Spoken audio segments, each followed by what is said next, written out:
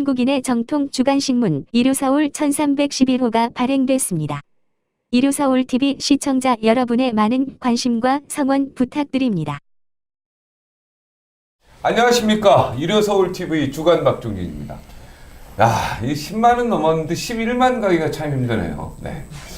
자유한국당의 윤석열 그 검찰총장 후보자 인사청문회 때문에 네, 국회로 다시 돌아오기로 한 것 같습니다. 문재인 대통령의 신의 한 수일지 또 그게 아닐지는 지켜봐야 할 것 같은데, 이 윤석열 검찰총장 임명 아주 파격적이긴 합니다. 정말 여태까지 제가 기자 생활하면서 지켜본 검찰총장 인사에서는 가히 정말 보지 못했던 인사였던 건 맞습니다. 사람에게 충성하지 않는다 이렇게 밝혔던 윤석열 후보자는 최순실 국정농단 사건으로 스타가 됐죠. 그래서 뭐 코드 인사 논란이 일기는 하지만 윤석열 후보자는요, 안희정 전 충남지사 강금원 창신섬유회장을 구속시킨 바가 있습니다. 그리고 노무현 대통령 딸 그분도 또 조사한 바가 있죠. 기소한 적이 있어요. 조사했죠. 오늘 계속 단어가 하나씩 발음이 안 되고 있어요, 지금 보니까. 죄송합니다. 어제 좋은 분을 만났어요? 예, 좋은 분 만났습니다. 네. 오늘 방송에서 여러 가지 쟁점 좀 짚어보겠습니다. 이준석 바른미래당 최고위원 오늘 뭐 사과하고 왔다는데 그 이야기 좀 들어보고. 예, 알겠습니다. 제가 또 너무 좋아하는 우리 최민희 누님 전 더불어민주당 의원, 그다음에 윤기찬 자유한국당 전 대변인 함께 자리했습니다. 예. 오늘 처음 오신 분이고. 네, 처음 왔어요. 처음 오셨어요? 예. 저희 대변인 방송이 너무 많이 배워가지고. 방송에서 많이 뵀어요. 예. 의원님도 한두 번 뵙고. 예. 자, 우리 오늘 뭐 공직 사과 내용부터 얘기하시죠.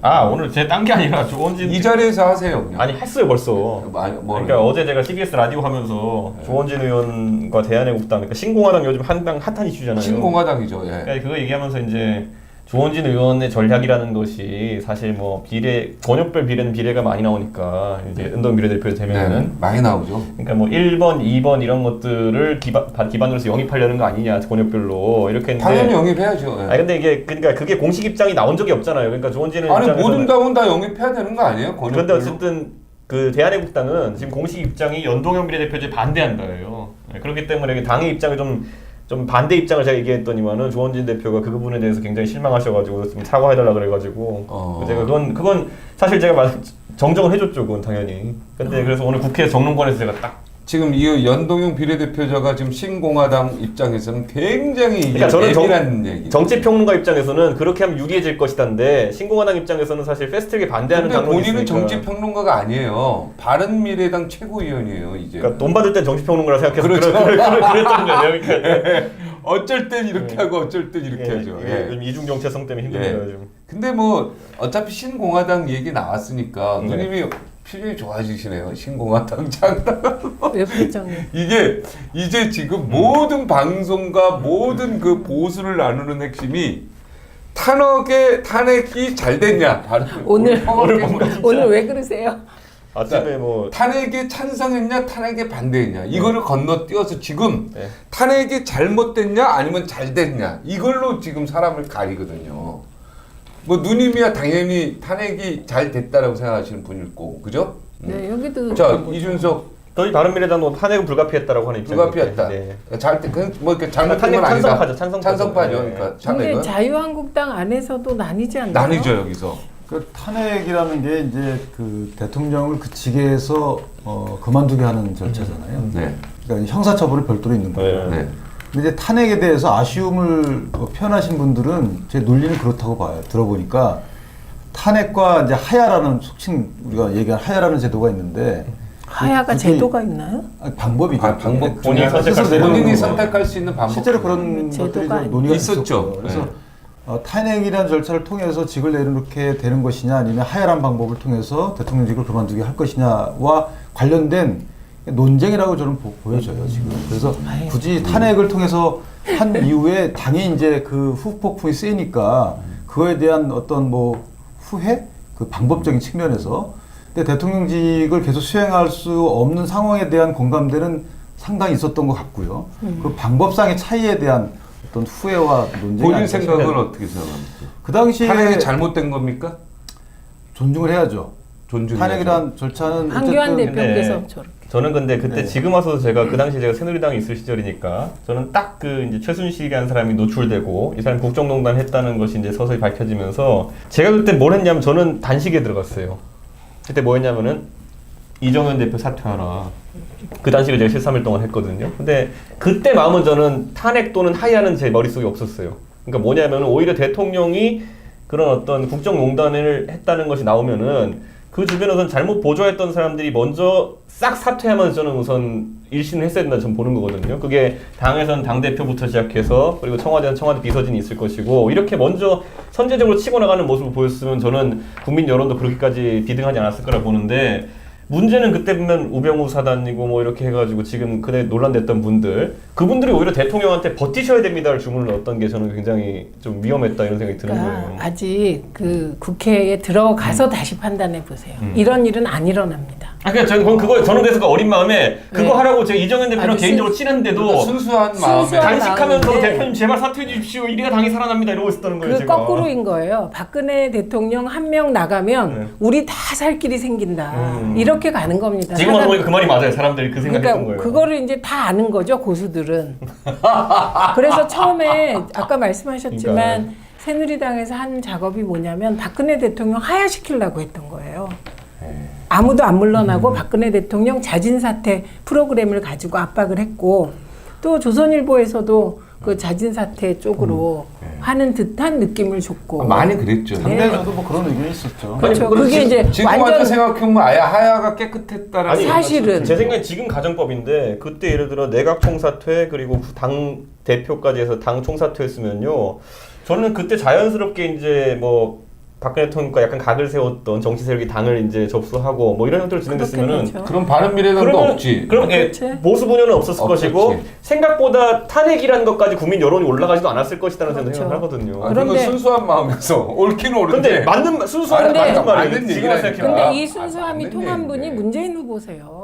문재인 후보가 거국 내각을 주장했어요. 그렇지, 그렇지. 그때 이게 오히려- 일맥상통하는 거예요. 그래서 탄핵을 막아보자는 쪽이었어요. 그래서 문재인 대통령도 순수하셨죠. 오히려 그러니까 이재명 지사 지사는 탄핵이지. 지사가 이재명 지사는 탄핵이고. 뭐 바로 탄핵으로 갔고. 그러니까 이준석 위원장 그 위원하고 네. 문재인 대통령이 그때 순수하셨던 거죠. 아, 그리고 그게 이거 뭐라고- 방송에서 나가면 이렇게 팀으로 엮이나? 대통령이 이렇게 바로 또 좋은 아니, 댓글을 근데 청와대 야, 비서관으로 돌아보면- 데려갈 것 같아. 돌아보면 아니, 사실 탄핵이라는 게 좋은 건 아니잖아요. 왜냐면 저는 안 좋은 거라고 그때 생각해요.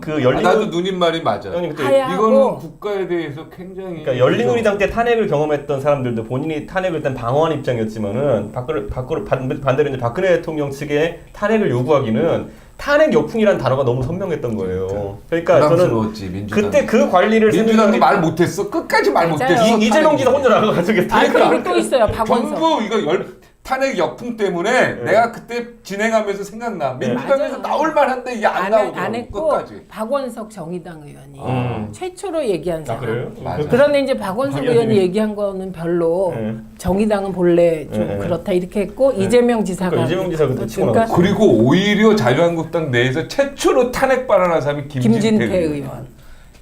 아이러니야. 그건 몰랐네. 그러니까요. 몰랐죠. 최초로 한 게 김진태 우리가 의원. 지금에 몰랐네. 와서 김진태 의원은 오히려 탄핵 얘기를 하는 게 오히려 사람들한테 박근혜 막을 대통령 수 있다고 지킨다고 생각했어. 역풍을 오히려 그렇지. 셀프 역풍을 왜냐면 일어나는 사람들이 거예요. 이 판단이- 탄핵 역풍이라는 게 머릿속에 있기 때문에 이거를 전부 입을 다물고 아니 저는 그래서 솔직히 그때 그 정치적 판단을 하는 사람들이 누구냐. 저는 박근혜 대통령한테 분명히 지금 재밌네. 옛날 버티셔야 얘기하니까. 됩니다. 지금 무조건 버텨야 되고 저건 제압할 수 있습니다. 이렇게 갔던 사람들이 누구냐. 그 사람들이 지금 아직까지도 보수 분열. 아 근데 나 가로세로 연구소에서 얼마 전에 강용석 그 전 의원이 저한테 탄핵 잘못된 거야 안 된 거야 너 뭐 이렇게 얘기해서 생방송에서 네. 글쎄 탄핵이 왜 잘못됐죠? 불가피한 거고 지금 잘못됐다고 저는 생각 안 합니다. 그리고 지금 최순실하고 녹음 파일 나온 거 보십시오. 이 나라가 최순실에 의해서 왔다 갔다 그러는데 그러니까 이게 말이 되는 소리냐 했다가 나 댓글 완전히 무슨 저거 당했어. 이렇게 봐야 될 것 같아요. 완전 공격. 솔직한 얘기니까 다른 얘기 하시죠. 그러니까 네. 이게 불리하니까 정치력이라는 게 있어요. 그러니까 고수들이 저랑 해야 될 생각이 거는 같으시네. 그 당시에 가능하면 그 상황을 시위를 촉발하지 않고 예, 정치력으로 해결하는 게 정치권의 의무라고 생각해요. 그렇죠. 저는. 그럼 탄핵은 왜 왔냐? 이준석 위원 말대로 정치권이 그런 정치력을 못 발휘했기 때문에 결국은 국민들이 분노해서 탄핵이 온 거거든요. 그러니까 핵심은 최순실이라는 강남 아줌마가 대통령으로서 실질적으로 권한을 행사해 요게 용납되지 않았던 거거든요. 그러니까 저는 이렇게 돌아보면 그때 그게 제일 좋은 카드였던 것 같아요. 하야가. 예, 그리고 거국 내각하고 총리를 여야가 합의해서 뽑고. 아니 저는 내각 네. 총사퇴하고 당을 일신했으면은 저는 그 당에서 소위 말하는 당 내에서 잘 보세요. 그 당시에 새누리당이 130석 됐었죠. 그다음 130석 됐었고 그다음에 이제 그 안에서 탄핵 찬성파 한 60명 나온 거예요. 대통령께서 첫 번째로 아까 말했던 것처럼 내각 총사퇴로 국민들한테 전하라는 메시지가 하나 있고 두 번째로 당에 던지는 메시지가 그래 당권은 그렇다면 지금 이제 그 비주류였던 쪽에서 가져가라고 했으면은 당권을 잡은 비주류가 미쳤다고 탄핵에 찬성 투표를 하겠습니까? 그렇죠. 그러니까 탄핵은 일어날 리가 없었고 탄핵 투표를 그건 약간 달라요. 갈 의지가 왜냐면 없었겠죠. 어느 순간에 네. 뭐 저희 당내 얘기니까 네, 제가 네. 짧게 말씀드리면 어느 순간에 그땐 저희 당 내기도 했어요. 여기 같은 여기- 당이네. 그땐 저희 당 그걸 내기도 했어요. 이제 안 받은 분들도 있어요. 어떤 거요? 그런 제의를 이제 거국내가 하야 이 부분을 네. 그런 쪽으로 가다가 어느 순간에 이제 국민들의 분위기가 그렇게 안 보이니까 탄핵으로 선회한 분들도 꽤 있거든요. 그래서 아니죠. 저는 하야를 한다는 게 아니라 오히려 저는 하야보다도 박근혜 버티는 것도 가능했을 거라는 보는 거예요. 근데 내가 볼 때는 이 탄핵에서 노무현 대통령 때 어떤 헌법재판소에서 기각됐잖아요. 네.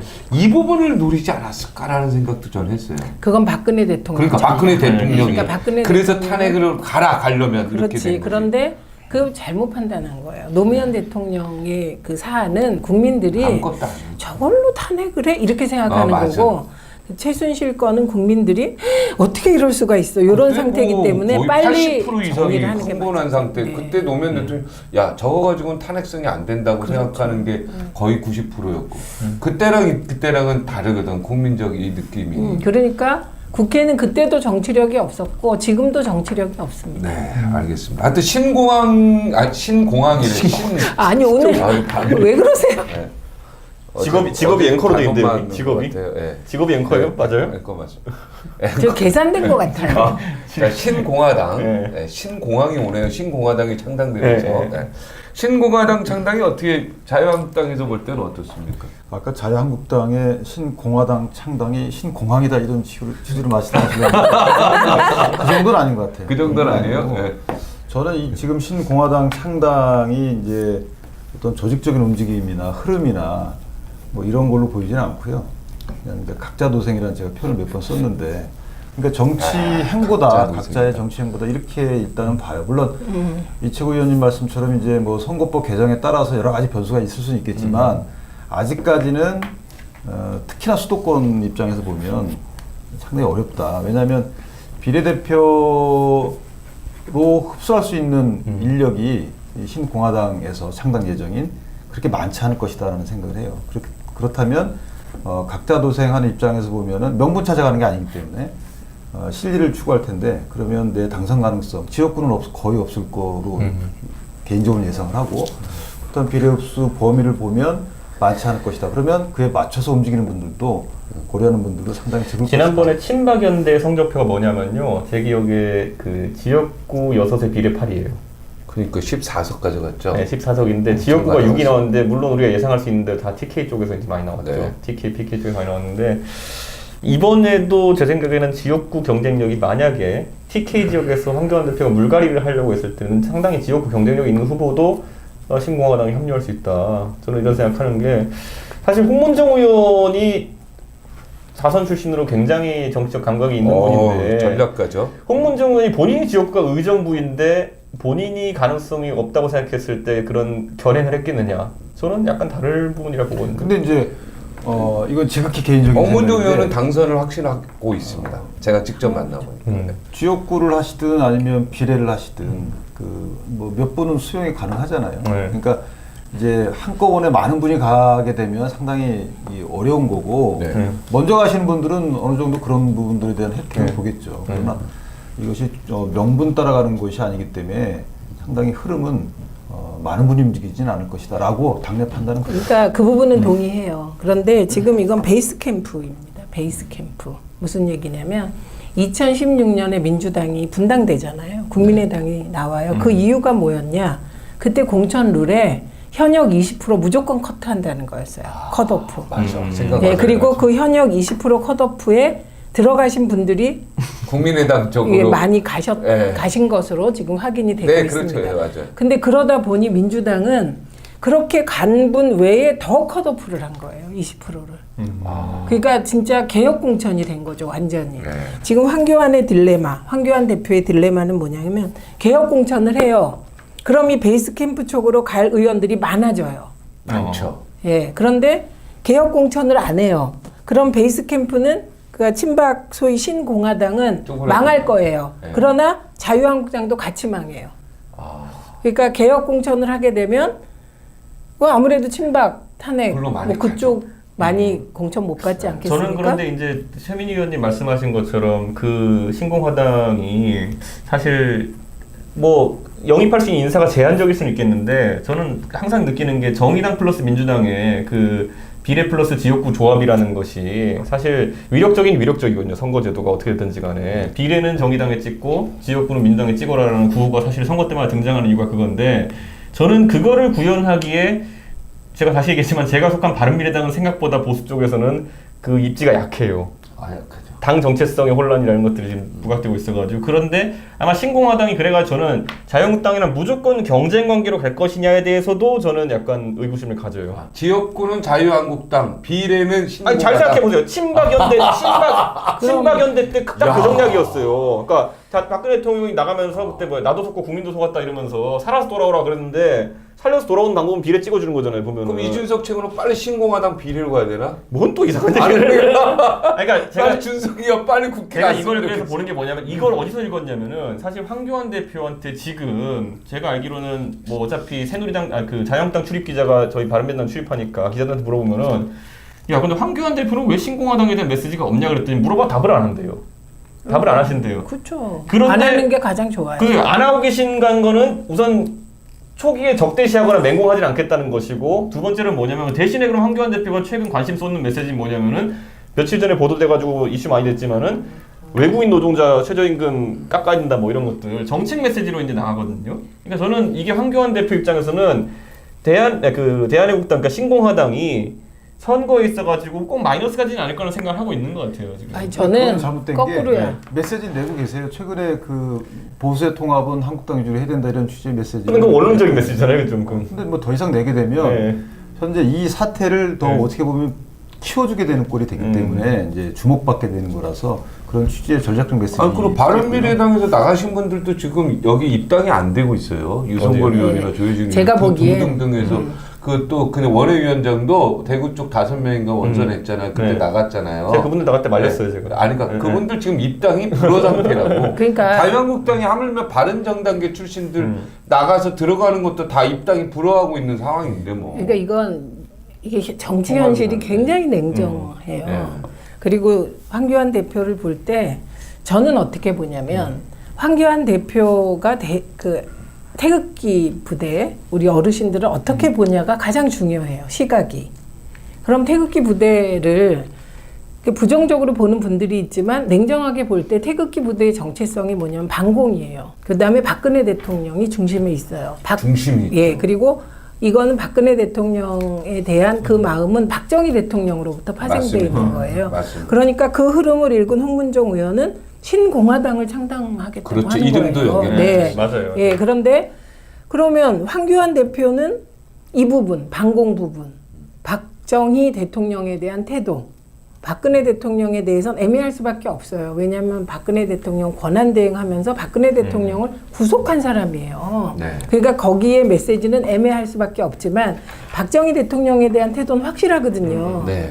그러니까 저는 심정적으로 황교안 대표는 이 태극기 부대에 대해서 대한애국당에 대해서 그 정체성에 동조하고 있다고 봐요. 당연하죠. 네, 그러니까 비난하지 않아야 되는 거예요. 네. 신념에 따라. 네. 그런데 정치적인 계산, 이게 이제 이 계산이 바둑으로 쳐서 뭐 9단이다, 10단이다 하잖아요. 거기 경지에 아직 못 오르시다 보니 애매하게 보이는 거죠. 세모. 세모 그리고 늘 아까 세모. 이제 저도 여기서 조금 이제 제가 이제 홍문종 의원하고 2시간간의 인터뷰를 해서 아주 깊이 있게 했습니다. 인터뷰는 거에 술 먹고 밥 먹은 거예요. 인터뷰했습니다. 아 진짜요? 정식으로. 오. 여기 우리 꼭지 한 3개 나갔죠? 기사도 한 10개 나가고. 근데 굉장히 제가 놀라운 걸 좀 느꼈어요. 이거는 이건 홍문종 의원의 워딩이다 이렇게 얘기할 수는 없고 대화를 하면서 그 느낌 있잖아요. 필과 이런 어떤 기자로서의 촉 이런 것들 딱 느끼는데 신공화당이요. 굉장히 커질 것 같은 느낌. 왜냐하면 기사도 나왔지만 이 바로 뒤에는 누님이 말한 대로 박근혜 대통령이 딱 중심에 있는데 실제로 홍문종 의원이 워딩 말로는 신공화당 이름을 제가 적겠습니까? 누가 적겠습니까? 저한테 반문을 해요. 네? 그러면서 하시는 말씀이 우리는 감옥에 계신 박근혜 대통령과 편지도 주고받고 많은 대화를 나눕니다. 제가 했겠습니까? 편지를 주고 받고가 맞을 거는? 그러니까 워딩이 그렇게 근데 그게 하셨어요. 본인이라고는 한 군데도 얘기 안 해요. 아, 그러세요? 본인이라고는 얘기 안 하고 내용을 잘 모르겠어요. 많은 사람들이 저희 합니다. 그리고 거기서 이제 그 워딩이 나오거든요. 이걸 제가 이름 지었겠습니까? 딱 그런데 거기서 띵! 내가 이제 띵 하는 거야. 그래서 제목을 그렇게 적고 얘기를 쭉 하다가 또 50석 얘기가 나왔어요. 탈당 인원이?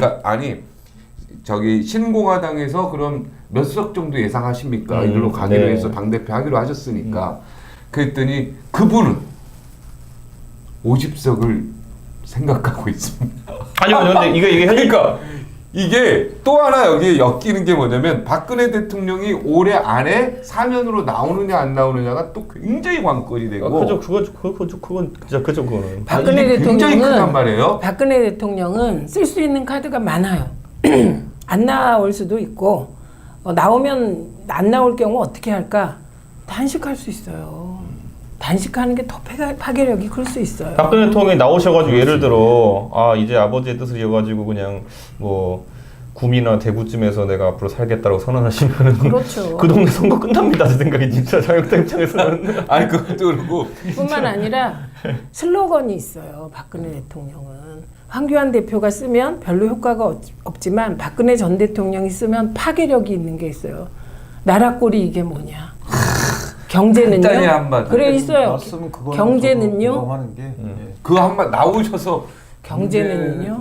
이렇게 산업화 세력 대 민주화 세력의 이런 구도로 이제 생각을 하게 되면 지금 이제 말씀하신 두 분이 말씀하신 그런 게 될 수 있는데 이번 총선은 그게 아니고 그거는 디테일로 가는 거고 사실은 그냥 뭉뚱거려서 현 정부의 심판론으로 가기 때문에 오히려 그런 우리가 옛날에 경험했던 이런 나누는 이런 식의 프레임으로 가는 것은 좀 더 설득력이 떨어진다고. 아니 봐요. 그리고 그것도 틀리셨죠. 왜냐하면 우리가 착각하는 게 두 가지가 있어요. 뭐냐면 첫째는 경제가 어려우면 여당이 불리할 거다. 이렇게 생각을 하잖아요. 그런데 그런 적 없어요. IMF 때도요. 그때 김영삼 전 대통령으로 하여 IMF가 초래됐잖아요. 네, 그럼요. 그런데도 그때 1대1로 붙었으면 이해창 후보가 당선됐어요. 아니 그거야 시절이 그때는. 아니 그리고 그때 왜 됐냐면 DJP 연합이라는 네 맞아요. 그걸로 됐지. 맞아요. 그러고도 아주 근소하게 이겼어요. 그러니까 이거 첫째. 그다음에 두 번째 또 하나는 우리가 흔히 3년 차에 치러지는 선거가 정권 심판론이 될 거라 그랬는데 그것도 작동한 적이 없어요. 이번에 작동합니다. 아니 그러니까 왜냐면 이 정권은 희망상에 대해서 말씀하시는 거랑 지금 여론조사는 그렇지 않잖아요. 그러니까 우리가 냉정하게 봐야 되니까 2016년 선거 때가 그때 박근혜 정권 집권 3년 차였잖아요. 4년 차. 4년 차야. 그건 완전 정권 심판론으로 가야 돼요. 근데 그때 야당 심판론이었어요. 발목 잡는 야당 심판론. 그때 민주당 이겼잖아요. 아니, 이긴 건 그것 때문에 이긴 게 아니에요. 옥새 들고 나르샤 때문에 진 거지. 아니죠. 이한구 때문에 진 거라고 해야죠. 아, 그렇지. 이한구. 그러니까 이한구 내 말은 그때 상황도 야당 심판론이 더 우세했다. 네. 그런데 그래서 180석 얻는다고 하셨잖아요. 맞아요. 새누리당이. 야당 근데 실수해서 그런 거고요. 야당이 실수가 아니에요. 그건 그러면 원래 교만해진 정상적인 상태인데 프레임으로 가면은 아니라니까. 280석 그래서 제가 얘기가 마무리할게요. 180석. 180석 예, 얘기가 왜 나오는데 그게 나왔냐면 모든 여론조사가 다 발목 그때 잡는 야당 심판론으로 그때 가버렸어요. 새누리당이 너무 못했지 그런데 공천을. 그때 사실 새누리당이 그건 반성해야지. 그 킬러 공천 그래갖고 민주당도 못했지. 겨냥했지만 친박 감별을 했잖아요. 그때 김무성 아니, 근데 공천한데 그때 유승민이 그래서 옥새 들고 다 나르샤 유승민은 쫓아 나가서 이재호도 안 주고 다안 그렇죠. 줬잖아요. 그래서 저는 그래서 근데 중요한 거는 그 지금까지 여론조사를 보면 똑같아요. 그 흐름이. 왜냐하면 국민들은 문재인 정부도 생각했던 것보다 못해. 이렇게 실망해서 떨어져 나가지만 더 문제는 막말하고 국정 발목이나 잡고 추경도 통과 안 시켜주는 야당을 심판해야 된다는 게 더 높아요. 지금. 사실을 보고 얘기를 해야 이게 돼. 디테일로 좀 들어가서 180석 시나리오가 무너지게 된 계기가 김무성 대표가 상향식 공천, 그 경선 위주의 공천을 하겠다고 했다가 나중에 청와대에서 보니까 이거 안 되겠다, 우리 사람 꽂아야겠다 해가지고 그때 이제 싸움이 벌어졌어요. 그래서 문제. 저기 하면서 문제인데 지금 그러면 그것도 데자뷰인 게 저는 민주당이 지금 시스템 공천하겠다고 하면서 경선 위주의 공천하겠다라고 이제 선언했잖아요. 네. 저는 이제 근데 나중에 청와대가 그걸 과연 용납할까요? 그러니까 그거는 아직 안 일어나니까. 그러니까 저는 근데 그게 네, 그건 그때 가서 보세요. 뭐 그 정권 4년 차를 맞이해야 되는 정권 입장에서는 사실 친위 체제를 좀 구축해야 되겠는데 하면 또 비슷한 실수를 할 가능성이 아니 좀 열려 그러면 있단 뭐 말이에요. 자유한국당이나 바른미래당이 근데 좋은 그거는 일이고 그다음 약간- 그건 약간 지켜보시면 다른 게 되고. 의원님 말씀하시는 그러니까 저는 게 구조적인 거였다는 거지 그게. 그건 지켜봐야지. 굳이 근데 말씀드린다면 민주당이 그렇게까지는 이게 못할 것 이미- 같아요. 민주당은 그리고 뭔가 상향식이 정리가 됐어. 우리 당은 그러니까 우리 당이란다. 민주당은 상향식 공천을 갑자기 끌어낸 정당이 아니에요. 계속해서 2002년부터 했던 거야. 전통이 있고 온라인 입당법으로 온 입당한 사람들이 지금 뭐 100만이에요. 그러니까 이 100만이 있기 때문에 이렇게 왔다 갔다 할 수가 없는 정당인데 일부는 전략국장 할 그럼- 수밖에 없긴 할 거야. 그럼에도 근데 불구하고 만약에 청와대가 내년 총선에 전면에 나섰다. 난리 그러면 조금만 나서도 난리가 나요. 양정철 원장 지금 열심히 하고 있잖아요. 양정철 원장이 열심히 하는 그냥 거 그분 단독 플레이예요? 그거는 이해찬 대표가 지켜봐야지. 흔들리질 않기 때문에. 양정철 원장이 어떤 역할을 하는지는 지켜봐. 그러니까 그거에 근데- 저는 이제 사람들이 관심 쏠리는 게 양정철 원장이 보폭이 넓어질수록 아까 말했던 그 트라우마. 그러니까 청와대가 임기 말에 이제 임기 후반부를 친위 체제를 구축하기 위해서 공천에 개입할 수 있다는 트라우마 때문에 그런 게 생긴다. 일단 양정철 원장은 정치 안 할 거예요. 그다음에 두 번째는 만약에 이렇게 생각해 보세요. 이해찬 대표의 행보를 잘 보셔야 되는 게 이해찬 대표가 양정철 원장을 원장으로 임명 안 했다고 생각해 보세요. 그런데 안 움직였을까? 움직인다고. 그러면 비선 실세가 직함 없이 움직이죠. 움직였겠죠. 직함 없이. 네. 그럼 이게 더 문제가 됐겠죠. 근데 민주정책연구원장이기 때문에 저런 행보를 김민석 원장도 다 했어요. 김민석 했는데 의문의 일패지. 김민석 원장 무관심이지. 관심이 없어서 그렇기 실세가 아니라고 때문에 생각하니까 무관심이죠. 거기는. 저는 이게 뭐 제가 이러면 안 되지만 이해찬 대표 행보를 가만히 보면 내가 상대방이면 좀 무서울 것 같아요. 미리 이런 일이 벌어질 거라고 생각하면 딱 막고 있거든요. 근데 그거를 너무 지금 자유한국당은 자기에 빠져서 상황이나 상대를 객관적으로 안 보시려고 하는 게 아닌가. 이게 오히려 아니, 더 제가 걱정이시 제가 기호 3번 하고 있으니까 기호 1번과 2번이 참 객관적으로 보이는 것 같아요. 그렇죠. 아니, 근데 그 위험성 맞아요. 아니 지금 내부에- 신공화당이 어떻게 될 거냐고요 지금 이렇게 그래서 제가 마지막으로 되면 말씀드릴게요. 보수가 거의 폭망으로 가는 거 아니냐. 이거 제가 아까 말씀드렸잖아요. 그렇죠. 이게 이번에 의원님 말씀과 달리 기존의 경제가 어려운 거에 대한 여권 책임론은 무조건 있는 거지만 그것이 표로 반영되는 건 다르다. 그 말씀 동의해요. 그런데 이번 정부의 그 양상이 약간 다르다는 거죠. 왜냐하면 구체적인 정책 형태의 정책의 실패로 나타나기 때문에 뭐 어떤 뭐 소득주도 성장으로 대표되는 이거에 대한 심판은 분명히 있을 거다라고 저희 당은 보는 거고요. 너무 어려워요. 아니, 심판하기. 있겠지, 뭐. 아니 어려운 게 아니라 체감을 하는데 뭐가 아니 그게 아니라 이걸 제가 소득주도 성장이라는 걸 심판한다 이런 일은 안 벌어져. 제가 정책 다 지키고 그리고 더 최저임금은요. 더 중요한 거 그다음 말씀드릴게요. 52시간제는요. 최저임금과 52시간제는 자유한국당이 스탠스를 어떻게 취하고 어떻게 공격하느냐에 다른데 제가 자유한국당 패널들하고 얘기해 보면 결국은 사회주의라고 그걸 공격해요. 그런 스탠스로는 안 먹혀요. 자, 이거 제가 더 중요한 거 말씀드릴게요. 네. 2007년에 경제를 들고 나왔잖아요. 이명박 후보가. 네. 그게 왜 성공했게요? 이명박이기 때문에 성공한 거예요. 경제를 들고 싸우려고 하는데 주자가 경제를 부흥시킬 것 같아. 그런데 지금 황교안 대표의 이미지는 경제하고는 거리가 멀고 공안하고 기독교 원리주의예요.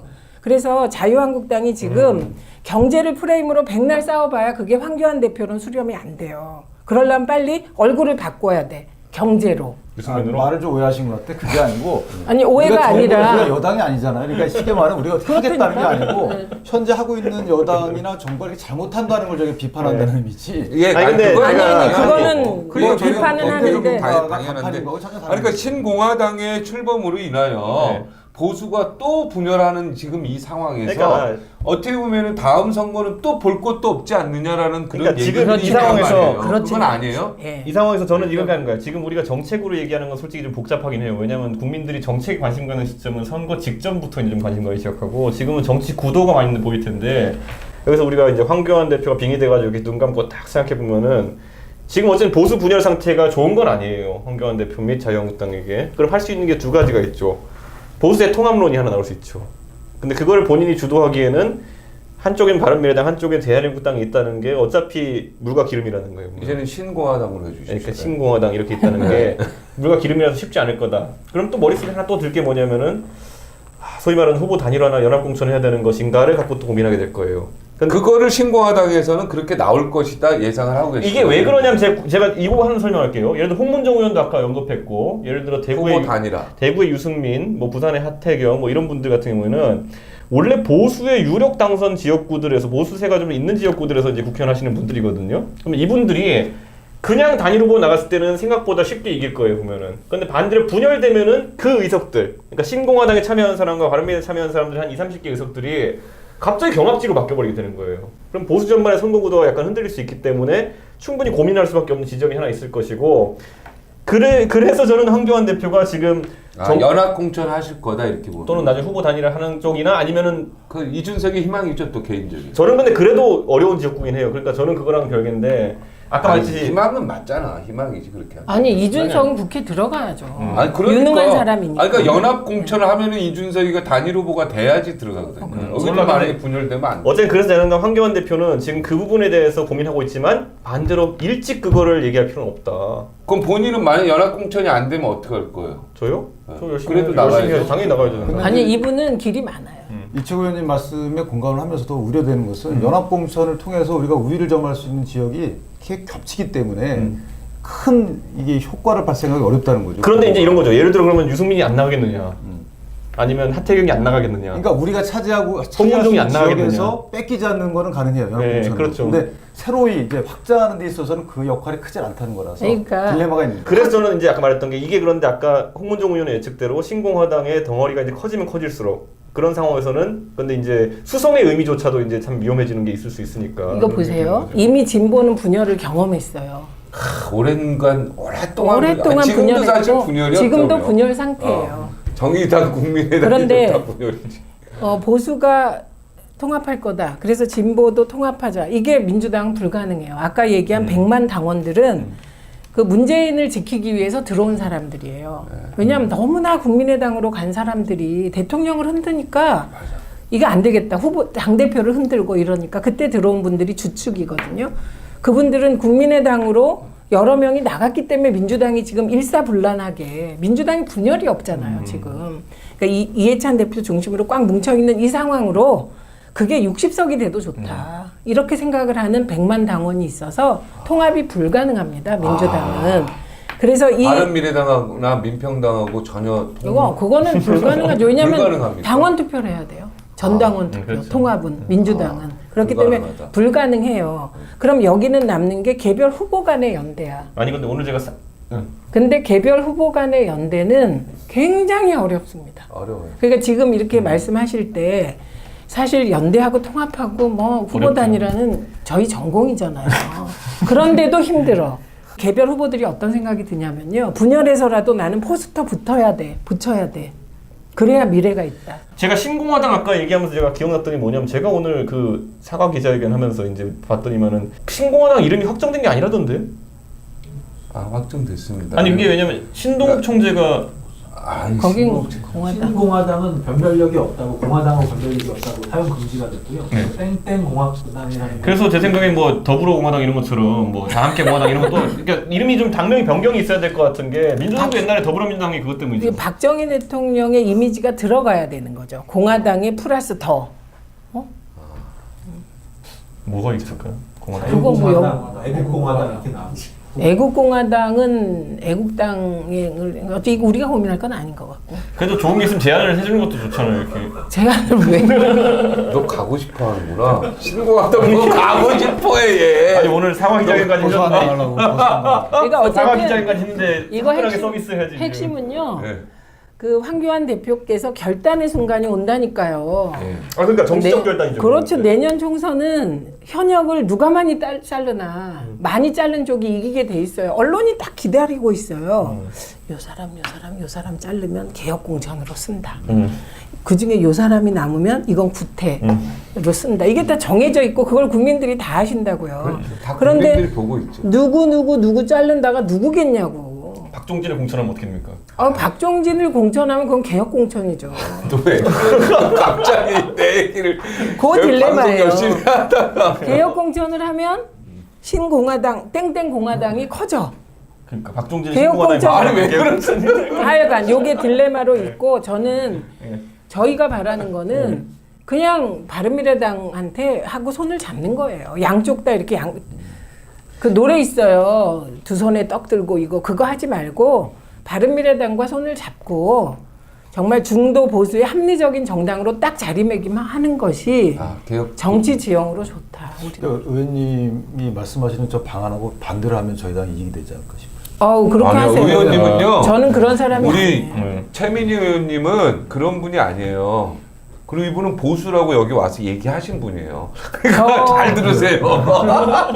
진짜로 잘 예, 들으세요. 저는 그러니까 있는 사실 인정해요. 그렇죠. 그런데 우리 정치 지형으로 볼 때 합리적 보수가 딱 자리 잡고 그리고 민주당도 좀 더 그러니까 중도 우파와 좌파 정도 굳이 편의상으로 얘기하자면 그 정도의 스탠스로 가야지 극과 극은 안 된다고 생각해요. 최민희 의원님 확실히 정치적으로는 종진이 형보다 믿을 만한 이야기를 많이 하세요. 저는 근데 왜 나랑 비교해서 기분 나쁘게요? 아니, 저는 말을 안 받고 누나랑 나랑 생각이 많이 그냥- 비슷해요. 그냥 저는 이게 제 바램. 형이 누나랑 형이 내가 방송 오래 했어요. 근데 네. 생각이 비슷하다니까요. 형이 자기 머리 못 간 걸 너무 많이 보여줘가지고 지난번에 그 부분에 대해서만 그렇죠. 그렇죠, 맞아요. 자기 머리 못 간 걸. 그러니까 이게 정확히 맞는 거야. 네. 자유한국당은 앞으로 이제 황 대표가 가야 할 게 여기에다가 바른 맞아요. 미래 이거를 가가지고 개혁 공천으로 가는 게 맞고 네. 신공화당은 여기 정의당이 있듯이 네. 신공화당 나름대로 위치를 잡고 있고 그다음에 여기 정의당 잡듯이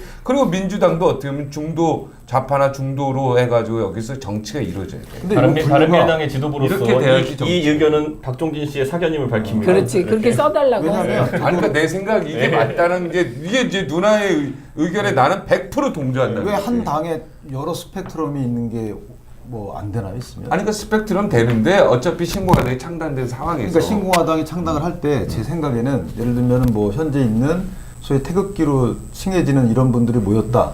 이분들이 전부 다 한 스펙트럼이라고 보진 저는 않거든요. 가장 합리적인 경쟁 구도는 중도에서 우파 좌파가 이게 다수가 되는 거예요. 그렇지. 어디에 치우치지 않고. 당이라는 존재 자체가 다 그 안에는 또 그치. 다른 또 스펙트럼이 그래서 근데- 제가 이 말씀 해드리냐면 신공화당이 갖는 이 스펙트럼 여기, 한국당은 여기, 그다음에 바른미래당 여기가 아니라는 거예요.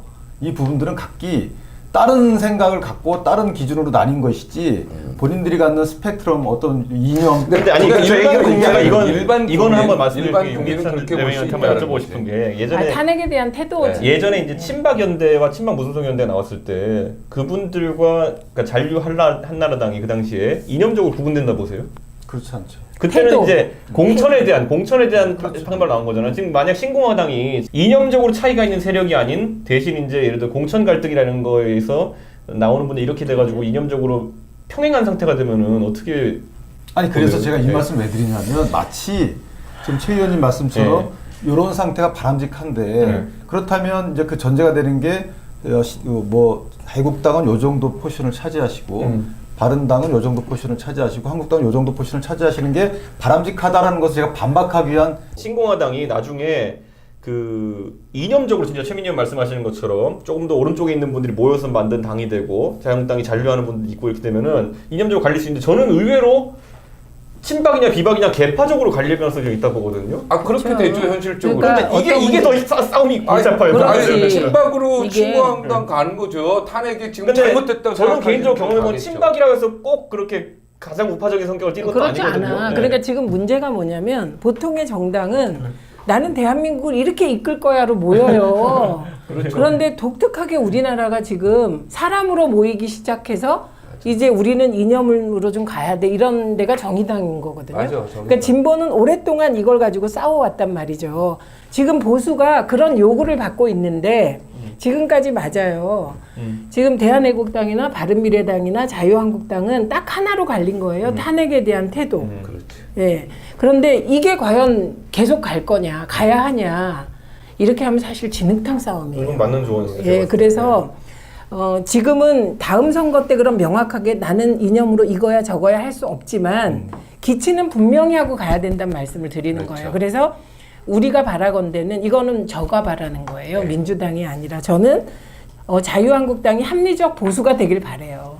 그래서 그 포션이 보수의 중심이 되고 그리고 황교안 대표가 사실 공안적 시각이 우리나라에선 허용이 돼요. 북한 때문에. 네.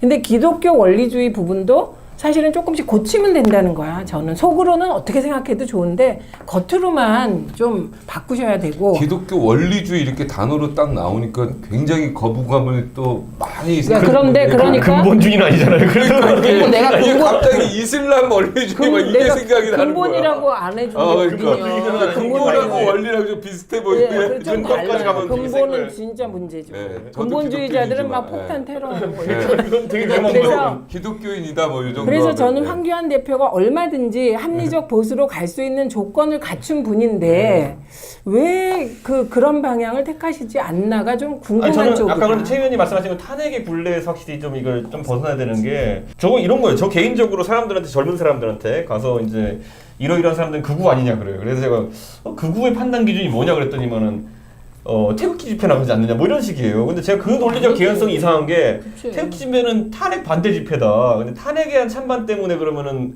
그거냐? 이념이 갈리냐? 그거 아니지. 개인적으로 제가 이제 김진태 의원 그 유튜브에서 연설하는 거 이런 것도 제가 심심하면 보고 이러거든요. 누가 링크 보내주면은. 근데 많이 보는데 이분 탄핵에 대한 입장 말고 굉장히 합리적인 개혁적인 분이 많은 분이에요. 있어요. 근데 이분이 젊은 세대한테는 극우로 인식된다? 저는 그걸 보면서 우리나라 이념 지형이라는 게 아직 맞아요. 명료하지 않다라는 그러니까. 생각을 하는 거예요.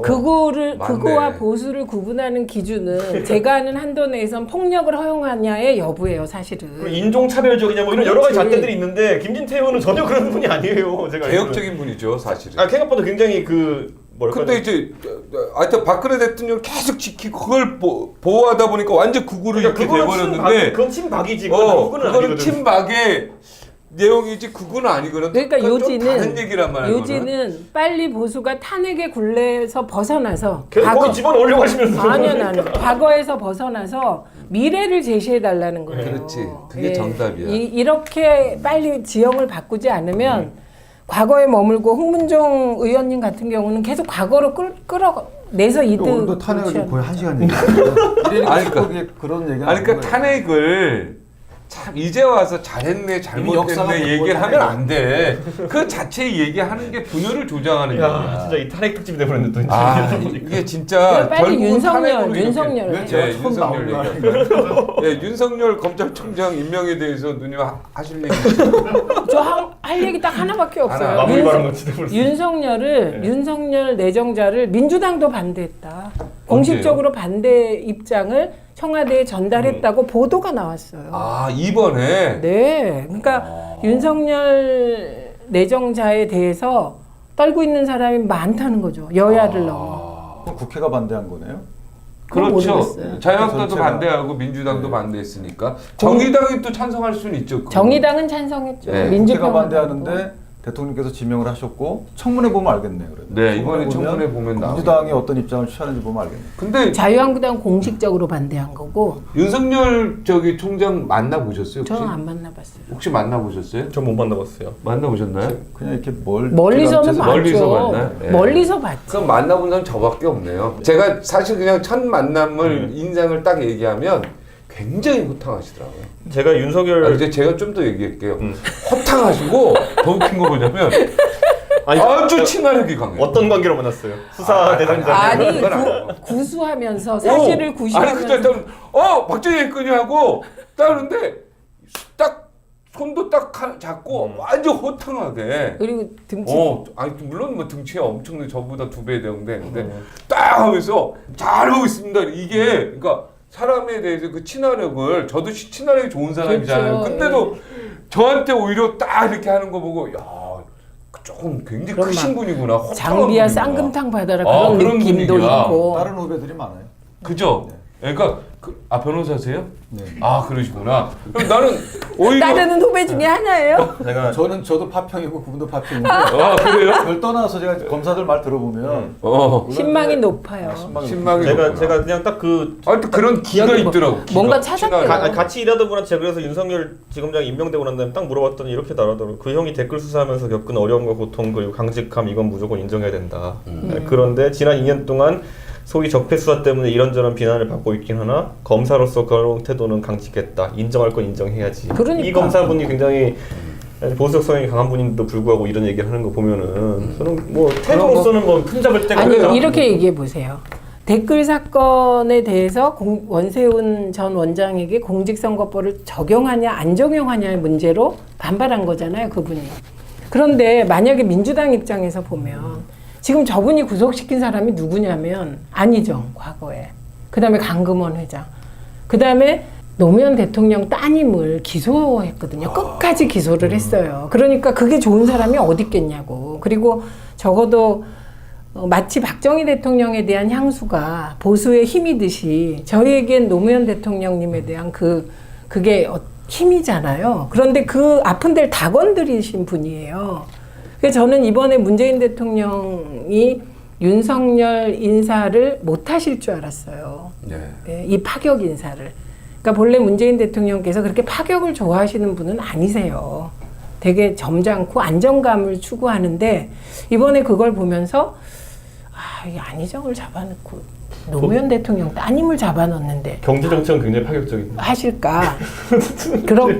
그렇게 생각을 했는데 했잖아요. 그 메시지는 여야 할 것 없이 법과 원칙대로 가보자는 거예요. 그래서 검찰 개혁 한번 해보자는 거. 문제는 근데 윤석열 지검장 현재 후보자의 경우에 신망이 높고 하긴 해요. 그런데 이제 관리자로 가는 거잖아요. 그동안에 수사 담당자로 하다가 그리고 이제 물론 뭐 여러 사람 공평하게 했던 것 같긴 해요. 기존에 이명박 정권까지는 또 잘 나갔던 분이에요. 근데 최근에 어쨌든 적폐 수사를 통해서 농단 수사 이런 걸 통해서 뭐 100명 이상의 어떤 기소가 됐고 문제는 이제 5기수 이상의 파격적인 이 임명이라는 거예요. 지난번 김명수 대법원장의 경우에도 파격적인 임명이었잖아요. 그러니까 사법부나 준사법기관인 검찰을 이렇게 파격으로 조직을 술렁이게 하는 이유가 뭐냐는 거죠. 예를 들면 그저 30명 정도 되는 그 앞에 있는 분들 다 나가라라는 거죠.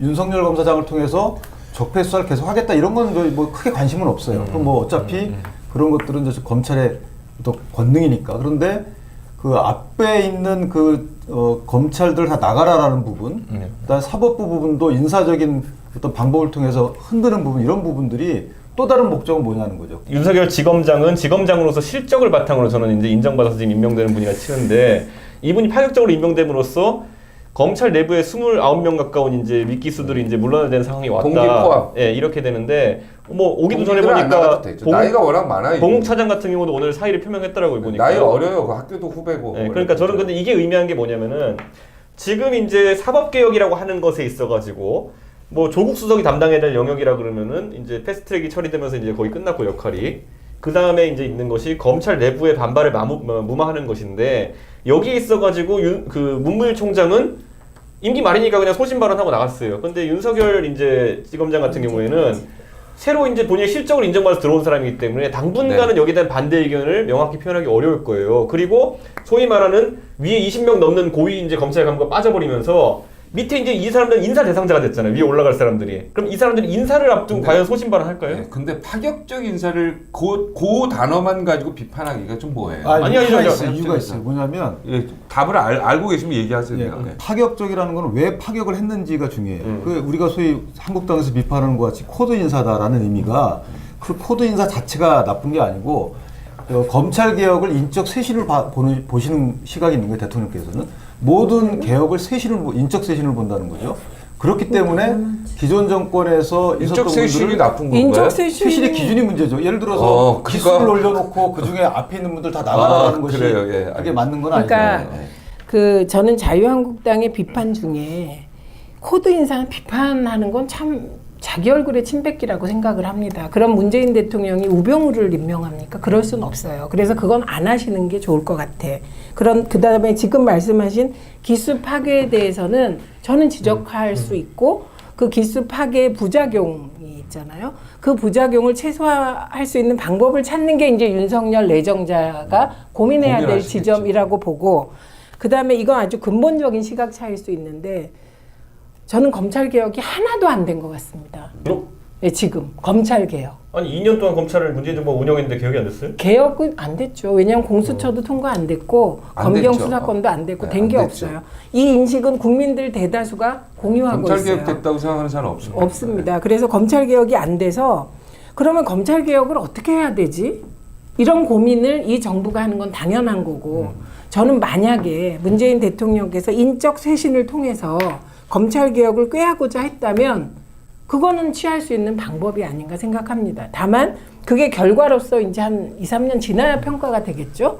예, 네. 이 정도고 네, 여기서 정리하죠. 누님이 네. 정리 잘했으니까 그렇게 하고 저 이준석 그 이거 다 공정한 세- 경쟁 출판 기념회 한다는데 예. 6.25 기념으로 예. 6월 25일 날 제가 7시 보수의 미래를 책에 담았습니다. 예. 공정한 경쟁. 온라인 서점 절찬리 판매 중입니다. 예. 됐어요. 이거 아주 저기 좋습니다. 광고비 받으세요. 저는 출연료로 아주 까세요. 이거. 이런 채 보수에 나아갈 길 이제 저희들의 경우는 진보 집권 플랜 B 이런 식의 책을 준비 중인데 이렇게 뭔가 논리로서 좀 이렇게 그렇죠. 아니 근데 제가 이 책 쓰고 정체성을 가지고 얘기해야 네, 되고 네. 제가 볼 때 이준석은 민주당에서 데려가는 게 맞아요. 얘랑 얘기를 하다 보면 굉장히 민주당스러운 부분이 많습니다. 어떤 게요? 어떤 게요? 그러니까 아니에요. 젊은 어떤 이런 공정 이런 단어가 이런 게 거의 사실은 민주당 아니 공정하면 보수의 가치예요. 보수의 가치. 아니 아니야, 공정은 이 아저씨가 훈련이 안 돼 지금 있네. 우리나라가 보수가 합리적 보수의 내용이 뭔지 아세요? 따뜻한 보수, 정의로운 보수예요. 그죠. 네, 저는 아주 그거를 저 정말 만약에 그거를 구현할 만한 후보가 나오면 저도 마음이 흔들려요. 제가 그래서 이거 쓰고 따뜻하고 정의로운 건 사실은 어떻게 보면 민주당의 슬로건이었는데 그런데 과거. 그런데 원래 네. 따뜻하고 정의로운 네. 게 보수예요. 그리고 공정하다는 단어도 사실 민주당에서 가장 저희가 많이 썼죠 썼고. 많이. 예. 이거 제가 웃긴 제가 게 볼 유승민 대표한테 추천서 써달라고 했더니만은 추천서 어떻게 썼냐면은 모든 내용에 동의할 수는 없지만 뭐 이렇게 아니 그리고 다 유승민 읽어본다며, 대표도 정말 경제에 있어서는 민주당하고 같이 해요. 2014년에 그 원내대표 연설 네. 그거 듣고 자유한국당 쪽보다 우리 당이 박수 더 많이 훨씬 했지. 박수 많이 유승민 쳤어요. 대표도 막 어떻게 보면은 마음이 막 예. 흔들렸어요 그 그때. 민주당 그거 거의 넘어오셨어야지, 그때. 예, 경제 쪽 그때. 경제 쪽 마인드는 거의 똑같다 보시면 돼요. 저렇게 말씀하시면서 현재 보수가 그렇지 않다고 아니 내 얘기를 정확히 얘기하면 민주당과 그렇게 머리가 좋질 자유한국당은 공통 분모가 굉장히 생각보다 크다, 많다. 예, 이렇게 생각이 됩니다. 자, 하여튼 대한민국이 네. 하나가 되는 그날을 위하여 저희 그 주간막 중지는 계속 나가겠습니다. 오늘 최민희 의원님 나와주셔서 감사하고 이준석 최고위원 예, 내년 꼭 국회 가기를 제가 간절히 바라고 또 우리 윤기섭 찬입니다. 윤기찬 대변인 오늘 오랜만에 나오셨는데요. 앞으로도 계속 나오셔서 한국당 발전에 이바지해 주셨으면 좋겠습니다. 자, 고맙습니다. 감사합니다. 감사합니다. 감사합니다. 여기서 마치겠습니다.